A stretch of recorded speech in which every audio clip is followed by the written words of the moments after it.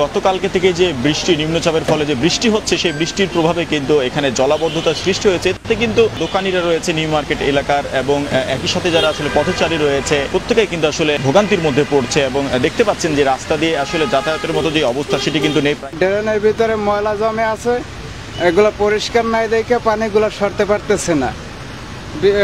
প্রথম হয়েছে হালকা হালকা বৃষ্টি হইলে পানিটা সরে, তারপর যখন বৃষ্টির স্পিরিট বাড়ে ওই সময় পানিটা উপরে মানে হয়ে যায় শুরু করে। সারা দেশেই কিন্তু বিভিন্ন জেলাগুলোতে কিন্তু বৃষ্টি হচ্ছে নিম্নচাপের ফলে এবং সমুদ্র বন্দরগুলোতে কিন্তু ৩ নম্বর সতর্কতা সংকেতও কিন্তু দেখানো হয়েছে, আমরা যেমনটি গতকালকে দেখেছি। এবং আপনাকে আরেকটু জানিয়ে রাখি যে ঢাকা শহরের বিভিন্ন পয়েন্টগুলোতে কিন্তু এই জলাবদ্ধতা অল্প বৃষ্টিতেই কিন্তু জলাবদ্ধতার সৃষ্টি হয়। সেই জায়গা থেকে গতকালকে থেকেই কিন্তু যে ভারী বর্ষণ সেটিও কিন্তু আমরা লক্ষ্য করেছি সন্ধ্যার পরেই। এবং এখন কিন্তু হালকা ঝিরিঝিরি বৃষ্টি হচ্ছে, তবে বৃষ্টির যে মাত্রাটি এখনো আসলে কখন শেষ হবে সেটি কিন্তু বলা যাচ্ছে না। এবং বৃষ্টিতে যে আসলে ভোগান্তি সেটি কিন্তু আসলে শুরু হয়েছে।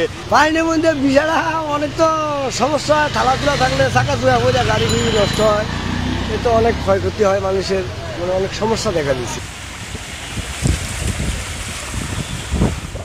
এখন পর্যন্ত কিন্তু মানুষের যে আসলে সমস্যা সেটি কিন্তু আমরা লক্ষ্য করেছি এবং অধিকাংশ দোকানই কিন্তু আসলে পানিতে ডুবে রয়েছে। এই জায়গাটা অনেক নিচা, বুঝছেন, এই নিচার কারণে প্রায় সময় আমাদের এই ভুগতে হয়। মার্কেট দেখা যায় বন্ধ হয়ে যায়, সকালে খুলছি কাস্টমার দেখা যায় 2টা বেলা আইসা আবার চলে যায়, মার্কেটিং করতে পারে না, আমাদের অনেক সমস্যা হয়। যে সময় কাস্টমার এখন কেনাকাটা করবে সিজন, আমাদের কুরবানির সিজন, ওই সিজন অনুযায়ী আমাদের অনেক লস হচ্ছে, বুঝছেন।